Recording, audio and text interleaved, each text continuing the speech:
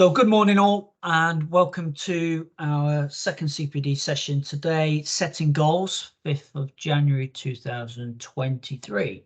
So our main aim is, as always, to raise awareness, because some of these topics you will have done before at whatever level that you've worked at, whether it be with us or in a previous place.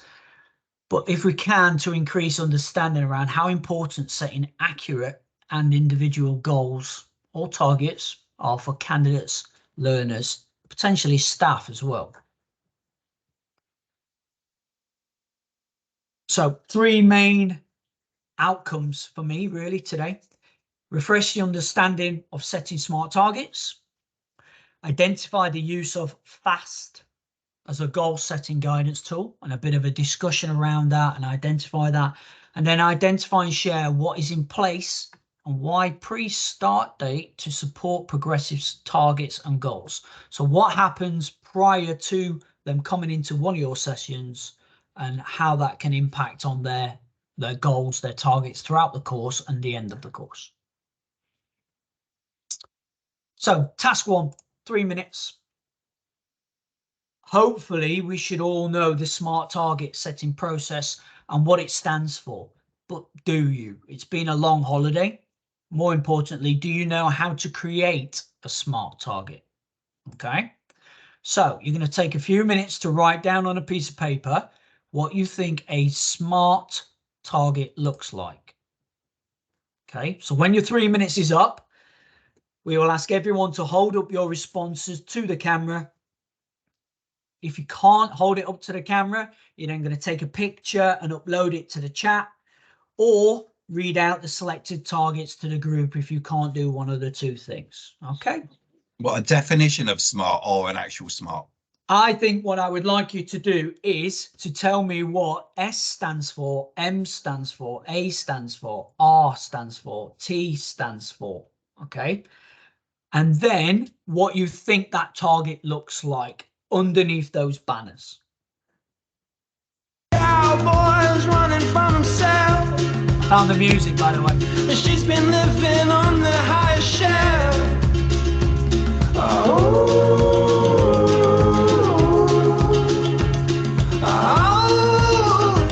And they come on star. Lady, running down to the riptide, taken away to the dark side. I wanna be your left-hand man.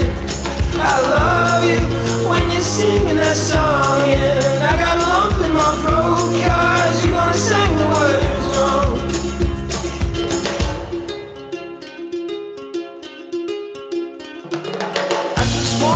I just wanna know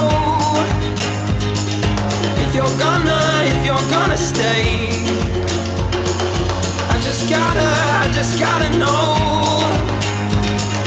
I can't have it any other way. I swear she's destined for the screen. Closest. Okay, so you've got 30 seconds just to be finishing off. If you've already finished, brilliant. Let's see it. Let's upload it. I'm sure people in the classroom there will be able to wave it above your head, even though we can't see it. Nice, Jeremy. Well done. Measurable achievement. Lovely. Thank you, Jeremy. Tina. Oh, there you go. It's not okay. working, Danny. Sorry, the camera's just... Yeah. Thank you, Mike.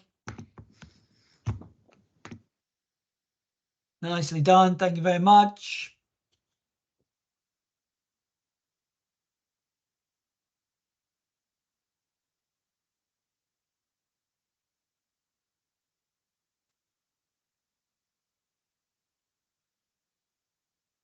Okay, so we got nothing coming up in the chat box. Jeremy, brilliant. Tina, Gemma, fantastic. Matty is on his tablet. Fantastic, good. EG and Shannon, and is it Lillian and Mason? Did I get that right? Hopefully, yeah, brilliant. I did write it down, but I lost my paper somewhere. Abdullah, we all good? Hope, we all good? Georgie, you're nearly there. Fantastic, Abdullah, like that. It's good. Okay, if you're finishing off, if you're kind of feeling a little bit hazy with that, not a problem. In the chat box, there is a really simple kind of guidance sheet around setting smart targets. Gives you a little bit more information with some examples attached to those kind of elements of smart targets. I've dropped that in there. So if you're feeling low on confidence about it, open that up, have a read at that as we start talking through. Okay. So moving forward, because we're going to run out of time on this session if we're not quick, there is a tendency to kind of just brush off the term smart targets, almost like, oh, it's overused, it's so simple. Yeah, I mean, I know what that is, that's fine. We've got to be really careful because the simplest and the basic things have always been there for reasons. And if we lose sight of that, and if we, dare I say, if we skip it sometimes or miss elements out of that through, oh, it's smart targets, it's easy. I know that. We did that when I was pre-work. Well, do you know what I mean? When I was in education, we did that. Oh, whatever. Well, it still exists and it's still there for a good reason. Okay. What I want to do is not kind of start preaching to you around smart targets. So I want to try and discuss where that sits in with fitting with goals. Okay. So for me, there's two key points around the kind of element of smart targeting. So it needs to include either qualitative or quantitative information that can be measured. Really, really key. Okay. So we're making sure that whatever this target is for whoever, we must have at the end of it the ability to measure what that is towards the end of that outcome. Okay. The next thing is that there is always, well, not always, sorry, sometimes in bracket, difficulty. Okay, that there needs to be progressive targets positioned to be able to achieve a goal. So in my position, I think that sometimes you can go off center and still kind of be close to a target. And what I mean by that is if you use the analogy of a like an archery board, a target, if you fire an arrow at that target and hit the board, some people will say, well, actually, you've achieved that. Even though we want them to achieve center of that target, really. And that's where I think a goal is slightly different. Okay, there's a lot of similarities, but a goal, you either achieve it or you don't. Okay, you might be a bit closer to it, you might be more well versed, whatever it may well be, but you either achieve a goal or you don't. Whereas a target sometimes can be perceived as, well, you're better at this, therefore you've achieved that. But you've not fully achieved what was really set out. So changing behavior is one that everybody talks about in the 16 to 18-year-olds, about how much they have achieved. They've achieved. It's fantastic. They're amazing. They've changed their behavior. They are such a different type of person, positive, non-aggressive, changing language, all these types of things. Well, that's great. But if we haven't set a target where we can measure the positivity, the change in behavior and aggression, the specific language change, if we haven't done that at the start, we can't measure in evidence that they've actually hit the center of that bullseye. And therefore, it's a missed opportunity for our target setting. Okay. I put up there a very simple table. Okay. Not expecting you to fill it in now, but just for you to refer to it. All right. Because smart targets naturally then start to talk about goals because they're looking at short, medium, long term. Okay. And within this specific, I can't even say it, specific target, okay, the what, how, why, the measurable element of that, which we've alluded to. So is there a kind of qualitative or quantitative element of that measurement? Have you produced this many pieces of writing? Have you hit this much attendance data, whatever it may well be? Okay. Achievability to it. So the strengths to use. So what are we actually looking at when we go through this target? Once you've achieved it, well, actually, where have I seen it? And how have you improved in that? Hence why we've done kind of feedback before we talk about this. How relative is it? Okay, it's absolutely pointless setting somebody a target on our course to finish their course. If you are writing a target to achieve level 3 sport year 1, why? What is that? Because they've joined the course. So their target is already pre-driven. That's what it needs to be. If we then start to look at how we can measure that, and we can be really specific, well, I want to achieve merit level year 1 sports diploma, and I want to push for distinction within this unit of work. Then we're getting really specific now. And then we can start to look, well, how relevant is that? Well, that's really relevant for me because actually I've never got a merit in my life. I scraped through and passed, and I want to push myself. Okay. How long are you going to do that? Well, we're not going to set it for the 31st of July, even though that's the last day of the course. We're going to set that for, I don't know, mid-May. Because by the time April comes around and mid-May, we've got a really good understanding around whether you're anywhere near that or not. Now, once that target has been set, and that's coming off the top of my head, which category do we put that into? Is it a short, is it a medium, or is it a long-term target for them while they're with SSG? And we could then argue that that is a long-term target. All right. Next task, bear with me. I want to start thinking about this now, okay?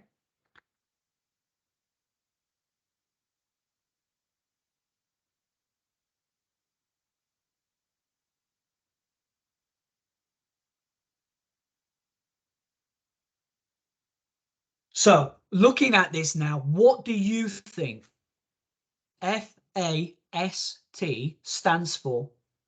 So we've done the SMART, we've refreshed our previous knowledge. We know about this acronym working out here. So now what do you think, linked to goals and goal setting, what would F of goal stand for? What would A, what would S, and what would T? All right. The holding up the responses has worked for some, but not for others. So if you pop it in the chat box, that would be great. People in the classroom, if you want to shout it out, if you want to write it down, if you want to talk between yourselves, what would you put down? FAST. I'll just give you a minute for this, nice and quick.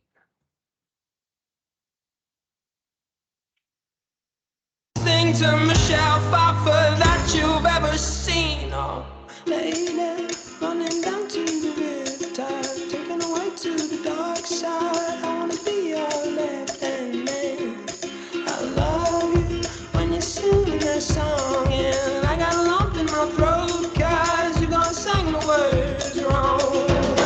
Oh, lady, running down to the riptide, taken away to the dark side. I wanna be your left-hand man. I love you when you're singing that song, and I got a lump in my throat 'cause you're gonna sing the words wrong. Oh, lady, running down to the riptide, taken away to the dark side. I wanna be your left-hand man.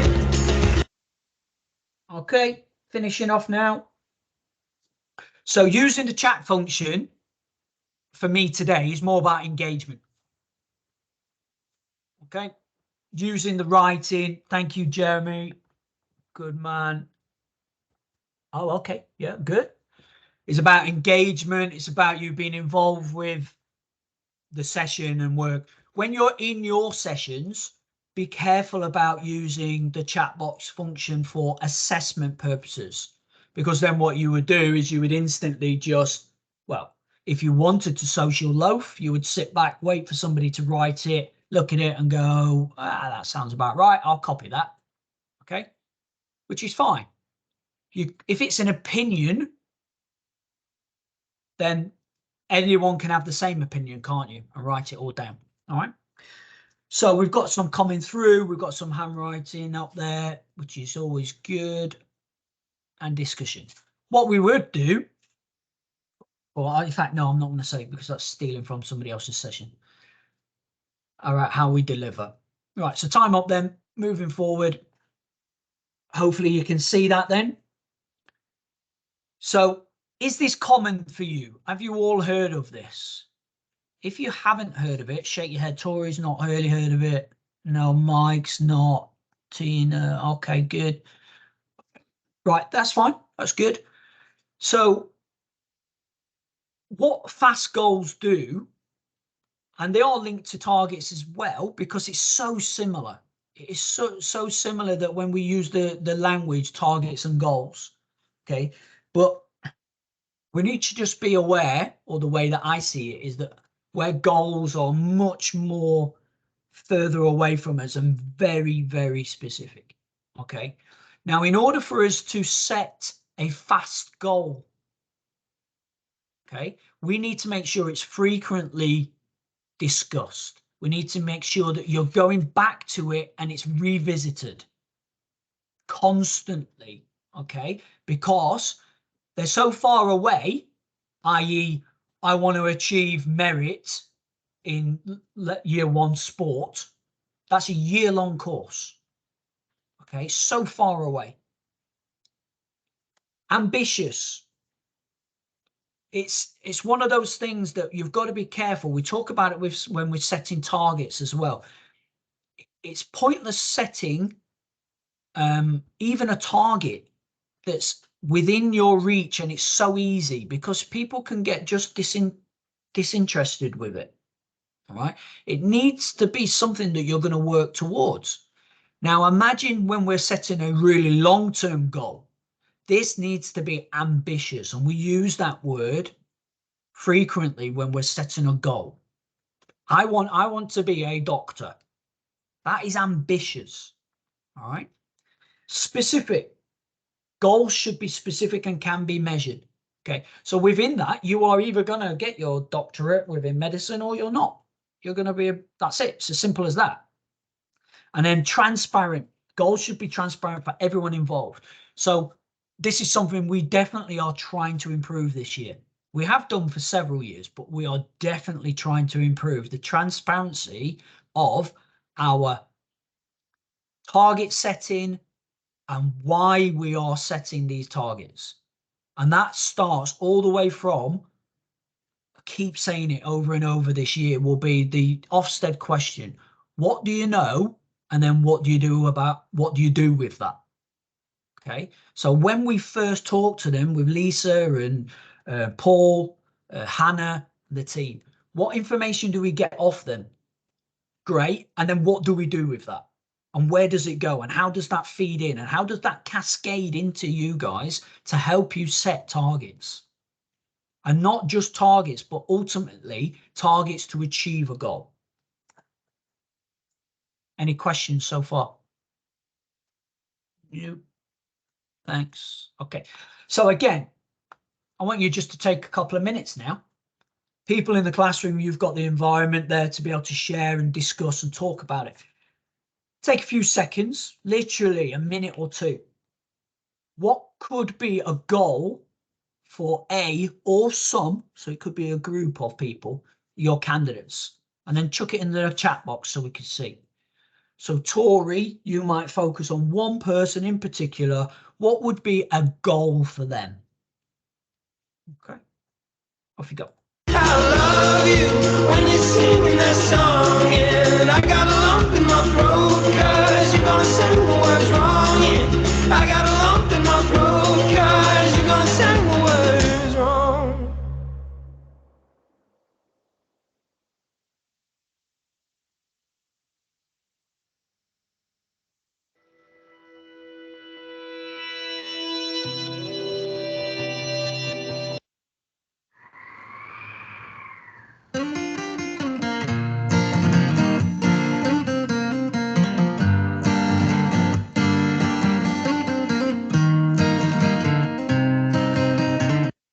Okay.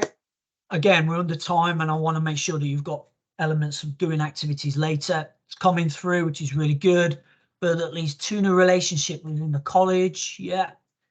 Take the hood down or coat off when entering the room. Okay.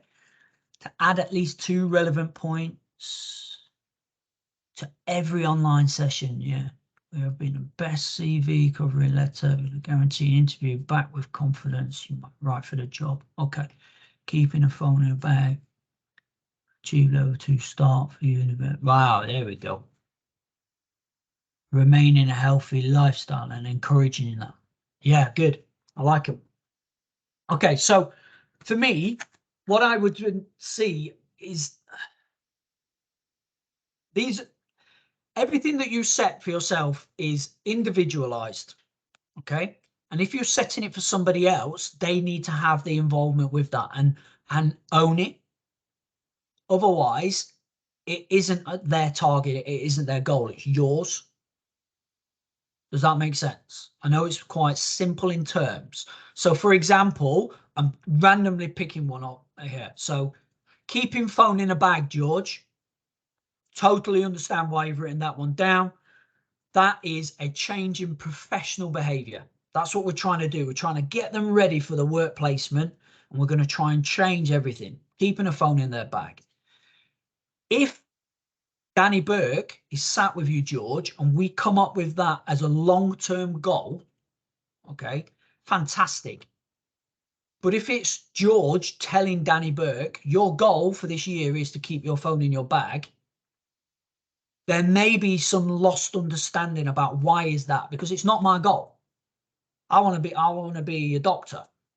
I don't want to keep the phone in my bag. So we've got to be aware that although we have targets, because if I walk around with my phone in my hand all day, I'm not going to achieve the learning I need to do to get me the qualifications to become a doctor. That makes sense. So looking at achieve a level 2 to start university, that would be a specific goal for a candidate. Because underneath that, we may then start talking about what stepping stones or what targets are we going to set in place in order for us to have that as an outcome. Okay. If somebody is looking at their CV, I'm using that as an example, it's gone now off my screen, but there was a CV around specific job wanting to do that. Okay. That could be their best goal because they've come forward with that, and then breaking that up becomes their targets. Okay, because what we don't want to do, remember my analogy of a dartboard or an archery board. Okay, we don't want them to hit the outer rim of that target and just produce a CV, because then that's not going to get them the job. We want them to hit the center of that target, because then that achieves the job because they've done the CV. So I and other people may disagree, there's debate around it, and that's perfectly okay. But my kind of opinion is that I've always seen goals to be more long-term. Okay, whereas target setting and smarter targets fit in as stepping stones to this goal. And that has always helped me to help other people write evidence and use this tracking to get to where they want to be. It's like breaking it all down. I put down here, I think Einstein referred to time as being relative. So for us, and I thought it's important to mention that what we may perceive long-term for us as professionals may be perceived as completely out of reach, unfathomable, do you know what I mean? Unattainable by our candidates, or the complete opposite. Do you know what I mean? It could be just too small or not, it's unappealing. What's the point? So again, the ownership is on the person who we are supporting. If we are setting targets for them, okay, that's slightly different. We're driven behind that. There is a reason behind that, i.e. behavior or some form of kind of progression that we need to get them through. So we can guide people to write their targets. But ultimately, if we start just giving them, then does that meet their goal? We don't know. Either way, we must ensure we are able to measure progression. Okay. So there needs to be set points. We talked about this in a previous session that we've just delivered around feedback, attendance, time, that kind of buy-in, having the time to do it, having the tools to do it. All these things, hugely important, hugely important. Okay. And there's some things that you may not even be able to control, but we do have to factor in, and the Emma Vars and a great team in MIS and things like that we're set junctions, set points, and they provide certain courses with paperwork around reviews and things like that, and they have to be done, and certain targets have to be set. What we need to do on the front line in operations is make sure that not only are they going and working towards and progressing to achieving those targets, but they are specific to that person in nature as well. And where possible, their goal, their end outcome links to the end outcome of our courses, because that is something that has been picked up for everybody in our industry, but something we'll talk about later in our CPD weeks around, do people end up where they end up because they just like us and we're just good at our job, or is it because actually our courses drive them towards that end outcome? And or has their goal changed because they're with us and actually they want to stay on our courses for as long as they can to get the support, and they enjoy the environment and they're learning, and ultimately their goal was completely over here. They should have gone off to college or they should have gone off to university. Okay. So how do we achieve this? How do we look at this as a whole, as a team, as individual professionals within a team? Or previously, or prior to you being there, marketing in whatever form it's done is massive. It's hugely important, because if we missell a course, okay, if we package something to be something it's not, then this puts pressure on everything that we do for that candidate achieving their goal and their achievement. Worked in many establishments myself, and there can be honest errors and mistakes in how you market something, and then realize that your retention rate is being hit massively. So retention is how many people enroll onto our courses and then stay to the end date. That is how we deem retention. So career information, advice and guidance. Hannah and a lot of you actually are out and about, whether it be within schools, colleges, sixth forms, job centres, community hubs, online, you name it. And we're out there giving this information and advice. And I'd like to say it's impartial, because when we do give advice, it's pointless saying, yes, come to SSG, we can qualify you to be a florist. Because we can't get them that outcome. We're not set up, and nor should we be set up for that. But what we can do is provide them advice and guidance to a provider that we are working with, and we know their ability and their levels, and push them that way. Suitability checks. So we look in the background. Are they eligible to access the funding because of previous courses or academic ability that they've been on? But then we need to instantly focus on the next steps.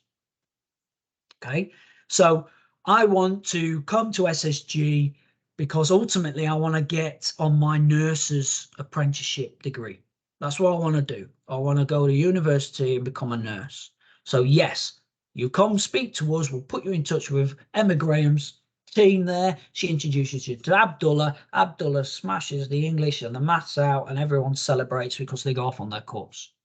Okay, if they want to do, let's say they want to work in cyber security, and therefore they need to do a level 4 digital qualification. Okay.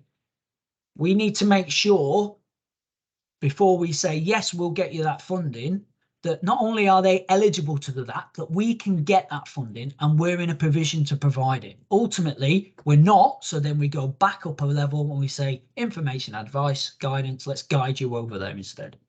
Okay. So what I'd like to do now is pop you into some breakout rooms. If you could just take a read of this while I set that up, that'd be great. Thank you.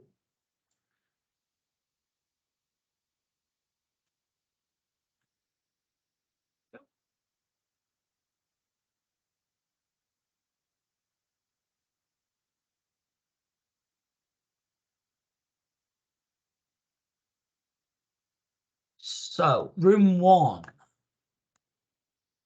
pop you in, and as you filter out, if you want to just start working on that, make a note of this question for us, please.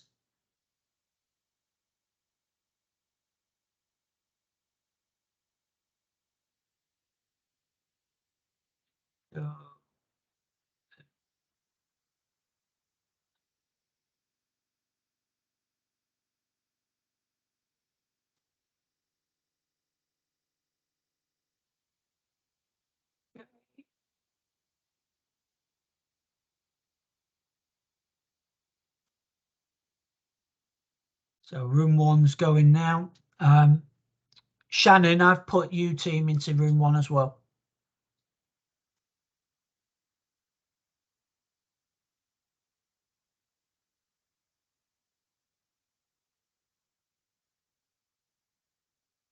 Okay, room 2, we said adult candidates. So I'm going to put in Abdullah, Jeremy, Matt, Mike. There we go. Thank you very much. And then room 3, I'll put college candidates. Anybody who works around college learners, I'll put you into there as well. Thank you very much. Jenna, 3.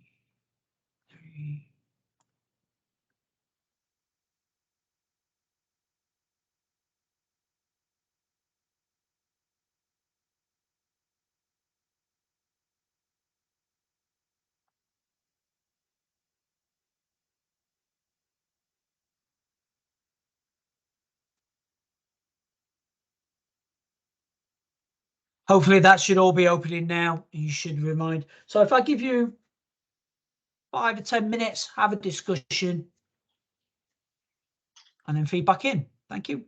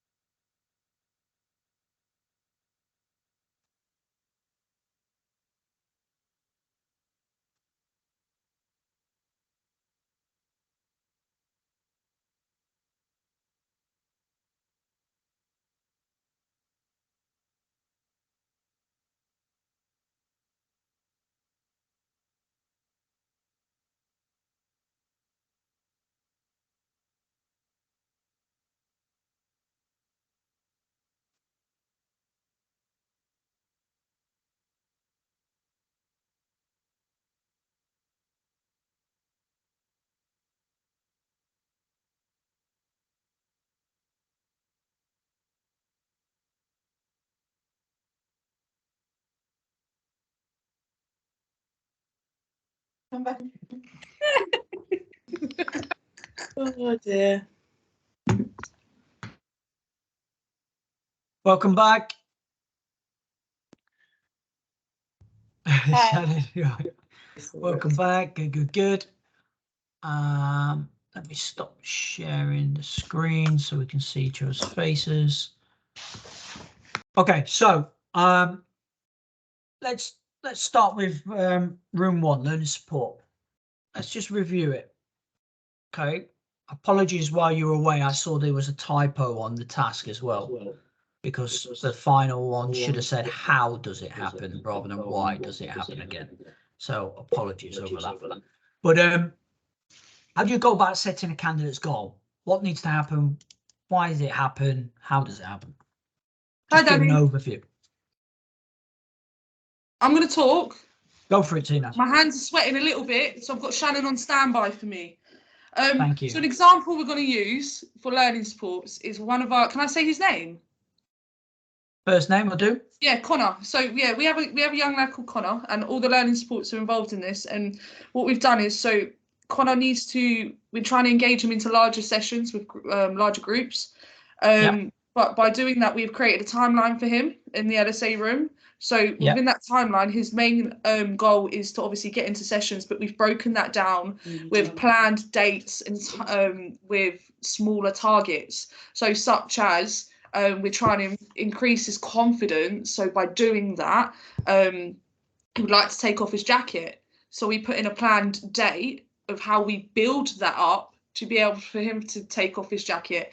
And just another small example is him just sitting on a table and eating his lunch.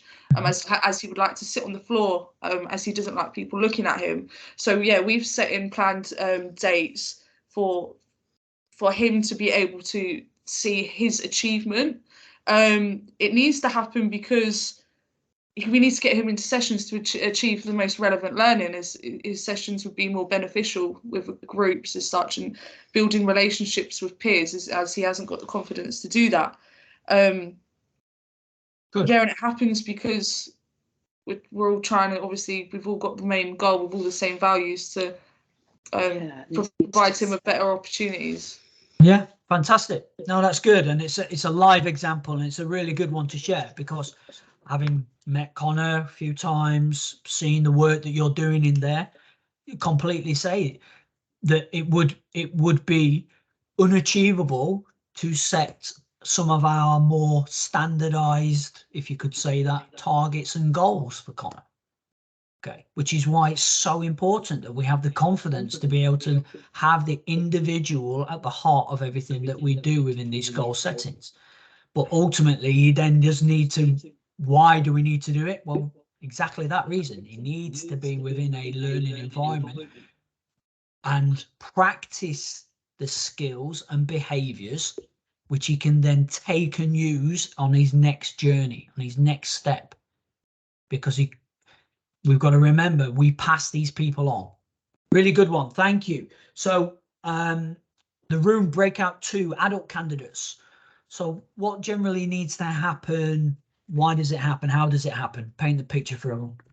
So the boys nominated me, but Mike's going to back me. So firstly is obviously to identify their goals. Obviously they're adult candidates, so they might have had some experience with maybe a working role or not, and those, either way, you find out those barriers and how to break those barriers down, whether that's you helping them or individually watching them or allowing them to do it themselves.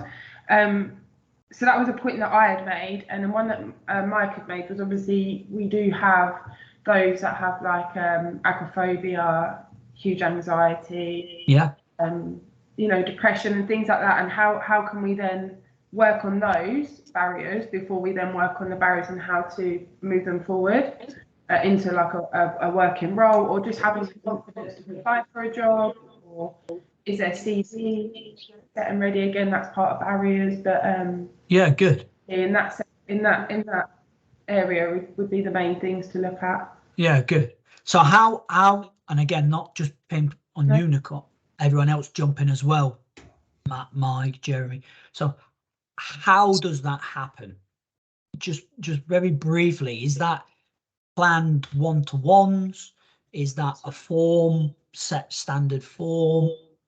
How It's a how do difficult one, Danny, because you know, we might get people through, and we get the enrollment through all generally through. I'll just so you know the night before, okay, Yeah, yeah. and the night before we see who's on our course starting tomorrow, and then we might see, as Nicole said, severe depression, anxiety, PTSD, and then yeah, just speaking for myself, on a work ready course. It's then trying to find that initial time, which sometimes may not even be the first week, all right, to have a conversation with them. And they'll say, oh yeah, I'm not, you know, I'm not work ready, but I would like to be a nurse in a year's time. Yeah. Okay. But how, we don't want to smash their dream, but they need to look, we, on the type of courses, we've all got our own specialized course. We have to assume their confidence level, particularly like for myself and probably Matt and Nicole, is at least at a base mark enough to be able to turn their camera on, for example. Yeah. And it's benchmark, sorry. And it's again, I'm not being negative at all, because obviously we want as many people as we can on a course, and sometimes we get some nice surprises. You know, I look at well, where is that PTSD? Where is that anxiety? You've not shown me any of that because you're really enjoying the course. But I guess maybe a little bit more time to intercept potential obvious barriers to see, are you right for this course? If not, have you considered this? Can we support you before you come to? Hold on to that thought, exactly that thought, because you've jumped 2 slides ahead. Okay. So hold on to that thought, but I'm hearing what you're saying there. All right, so we've set that up. There's no concept. So final room 3, college candidates. Anybody want to jump in? So what needs to happen? How does it happen? Why does it happen around goal setting, target setting? I think the main one for us, Danny, is that because we have them for a year, 2, even sometimes 3, that we always have their reviews and their enrollments that we have to do. So we can sit down and set a lot of smart targets with them. And for majority of them, there's 5 things. So your qualification, your English, your maths, your personal development, and your work placement or employability. So we're always setting probably at least 2 targets for each of those sections that we review every month or so, and we would track what have you done for this, like so they know what they're doing as well. Because I think it's often you fall into a trap of setting a target and then they don't even know what the target is. But we have them, and then for every single course that we do, I believe that there is actually an assignment that we need to do smart targets on. So we can always then build that into the sport or the skills or the business, whatever we're doing, just making sure that they know it off by heart, and then they can all obviously action it and make sure it is in depth enough to get them a merit or distinction rather than just a pass. Yeah, brilliant. No, that's good. So you benefit, basically. The college kind of benefits through not having any wiggle room, and that is driven from funder, and that is driven from compliance paperwork, MIS paperwork.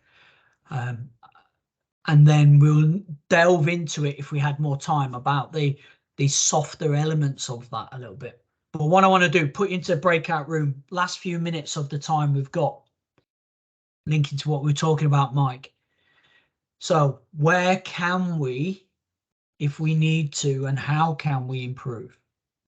So again, we're not looking for a huge narrative around this. It may just be 1 or 2 bright ideas. It may be something that we tried 5 years ago that we're going to bring back because we've forgotten it, or it could just be something where you're saying this or that, whatever it may well be. Just some ideas for you to get together, answer that question within your little teams.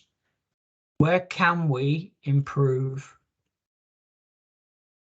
and how do we improve? Okay, I'll see you in about 3 minutes.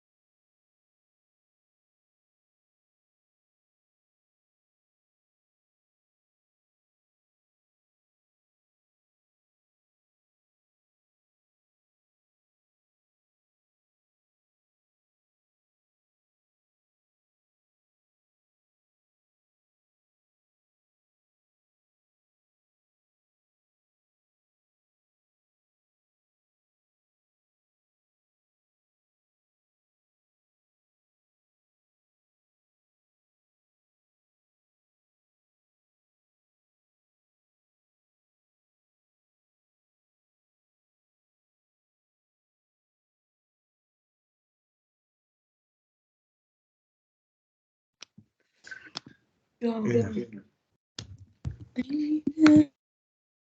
that 3 minutes isn't long enough.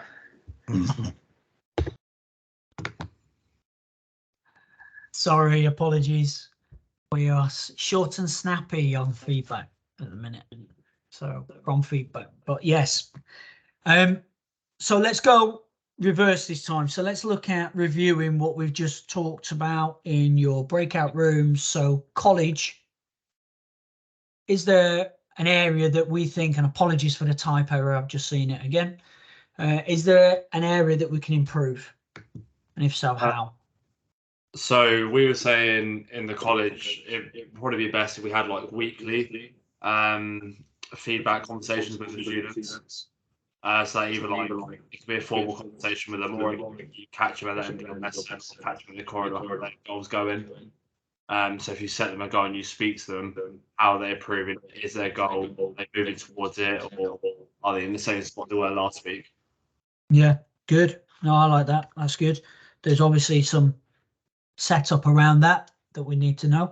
What I would say off the back of that is the document that I did put into the chat early on around the SMART target kind of element of that has some examples, and it's broken down how you would then write for each of the areas. So very simple, but it's refreshing to be able to see. It refreshes your knowledge again, because part of that is some SMART targets are by the end of the day, we want you to, or by the end of this week, we want you to, or by the end of this lesson, I want you to.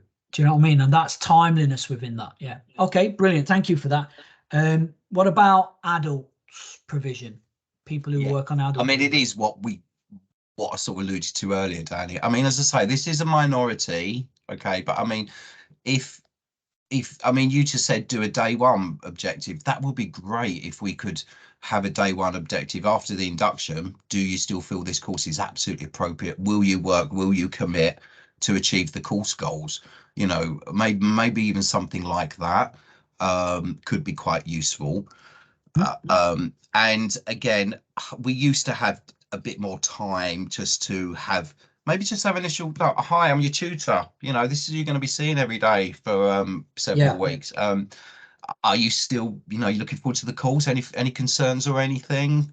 But I'd appreciate we have got time constraints. But in an ideal world, to have a chat with them, to have like a day or two where we just getting everyone prepped and motivated and inspired, you know. So again, we can now, by setting our goals, reflect back on what our provision is.